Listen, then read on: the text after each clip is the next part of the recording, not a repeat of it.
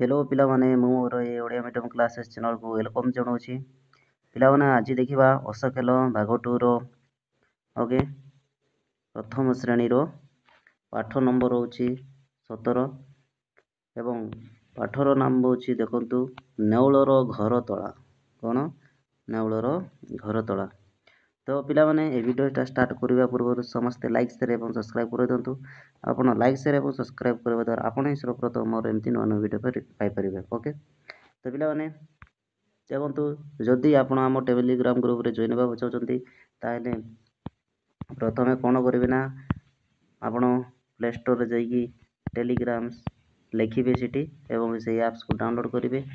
Apps को download कलापर से open करेंगे। ओपन कर सारापर से लगे आप search bar Odia medium classes कौन ना ओडिया मीडियम क्लासेस बोली लिखिए तो देखिए सेठी लोगोरे मध्य ओडिया मीडियम क्लासेस बोली थी। ओके तो सेठी ता तले जॉइन थी से जॉइन आपण जॉइन क्लिक करके आप टेलीग्राम ग्रुप रे जॉइन हो पारे। आपण आम टेलीग्राम ग्रुप रु कौन कौन बेनिफिट पाइपर ना 1 रु 10 जाए आप समस्त ओडिया बुक ओके पीडीएफ आकार पाइपर एवं जेते सब आम वीडियो अच्छी ओके से वीडियो लिंक मध्य सीटी दिखाई से लिंक रे जाइए आप समस्त वीडियो देखिपारे। तो पिला माने देखा एवं नेउलर घर तला प्रथम आम एटा को पढ़ी पढ़ी जावा तापर लाइन बाय लाइन बुझीबा। ओके एकला एकला जाउची किए एबे देख सी नेउलटीए 2.5 किलोर शेउल हाथ धरी चले नेउल एबे डाकिब से बड़ेई निज घर देव गोड़ेई। ओके तो कौन है ना देख तले देख नेउल अच्छी माछ को धरी जाइछि देख हाँ ना नो तो कौन है वीडियोटा देखिए देखु एकला एकला जाउची किए। ओके एबे देख सी नेउलटीए तो कौन है तो एकला एकला जाउची किए किए ना नेउल ना जड़े जड़े एवं एकला एकला से जाउची एवं से किए ना नेउल नेउल जाउची 2.5 किलोर शेउल हाथे धरी चले नेउल कौन है ना 2.5 किलोर शेउल माने माछ ओके केते किलो ना 2.5 किलोर से हाथ रे धरिकी चले नेउलटा हाथ रे धरिकी जाए तापर एबे डाके से बड़ेई तापर से बड़ेईटा एबे डाकिब से बड़ेई निज घर देव गोड़ेई तापर से निज घर को गोड़ेई नब। ओके तो देखंतु एई छवि को देखि पारुथिबे माछ को धरछि नेउल हाँ नो शेउलटा।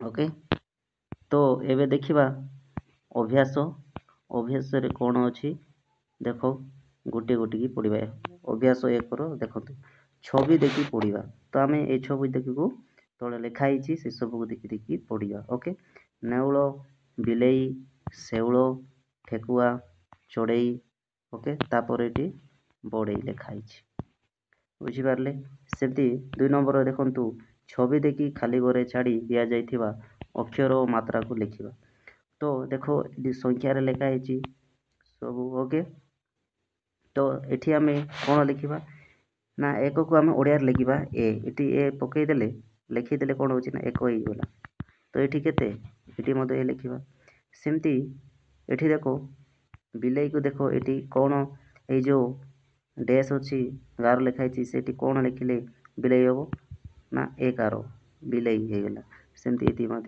एमती बुझीपारे। तो ये देखु ग नंबर में सेम से 1 आर को एमती ठेकुआ ये सब देले हाँ ना नो।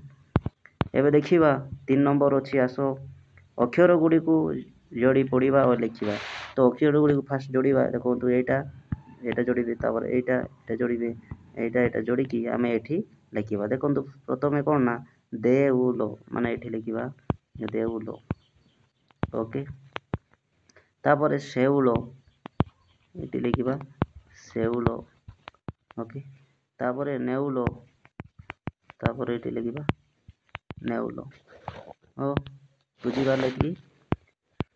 ଏବେ ଆସ ଦେଖିବା 4 ନମ୍ବର। 4 ନମ୍ବରରେ କ'ଣ ଅଛି? ଏ ଅକ୍ଷରକୁ ନେଇ ପଢ଼ିବା, ଶବ୍ଦ ଲେଖିବା। ଯେପରି ଏ ସବୁ, ଏସବୁ, ଏ ଆଉ ସବୁକୁ ମିଶାଇଲାରୁ ଏସବୁ। ସେମିତି ଆମେ ଏ ଅକ୍ଷର ଯେତେ ସବୁ ଅଛି, ଦେଖ ଏ ଅକ୍ଷରକୁ ଆମେ ଯୋଡ଼ିଛୁ ଏ ବକ୍ରା ଅଛି ସେଠି ମଧ୍ୟ ଲେଖିବା ପଢ଼ି ପଢ଼ିକି। ଦେଖନ୍ତୁ ଏ ଆଉ ହାର ମିଶିଲେ ହେଇଯିବ ଏହାର। ଓକେ, ଏହାର। ସେମିତି ଏ ଆଉ ପରି ମିଶିଲେ ହେଇଯିବ ଏପରି। ସେମିତି ଏ ଆଉ କାଠି ମିଶିଲେ ହେଇଯିବ ଏକାଠି। ସେମିତି ଏ ଆଉ ଗାର ମିଶିଲେ ଏଗାର। ସେମିତି ଏ ଆଉ ପଟ ମିଶିଲେ ଏପଟ ଏଠି ଲେଖିଦେବେ। ସେମିତି ଏସବୁ ହେଇଯିବ। ଓକେ, ଏବେ ଦେଖିବା 5 ନମ୍ବର କ'ଣ ଅଛି। ଦେଖ, ପ୍ରଥମ ପଢ଼ିଦେବା। ସମ୍ପର୍କ ଥିବା ଛବି ଓ ଶବ୍ଦକୁ ପଢ଼ିବା। ଏହାପରେ ସମ୍ପର୍କିତ ଛବି ଓ ଶବ୍ଦକୁ ନେଇ ବାକ୍ୟଟିଏ କହିବା। ଏବେ ଦେଖ, ଇଆଡ଼େ ସବୁ ଲେଖା ହେଉଛି ମାଟି, ସୁନା, କାଠ, ଲୁହା, କାଗଜ, ବାଉଁଶ ସବୁ ଲେଖା ହେଉଛି, କିନ୍ତୁ ଇଆଡ଼େ ଛବି ଆକାରରେ ଦିଆହେଇଛି। ତ ଆମେ କେଉଁଥିରେ ତିଆରି ସେ ସବୁକୁ ଆମେ ନେଇକି ଯୋଡ଼ିବା। ଦେଖ, ମାଟି, ମାଟି ଦେଖନ୍ତୁ ଆମ ଇଟା ସହିତ। ସୁନା ଦେଖନ୍ତୁ ଏଠି। କାଠ ଦେଖ, କାଠ ନେଇକି ଚୌକିରେ।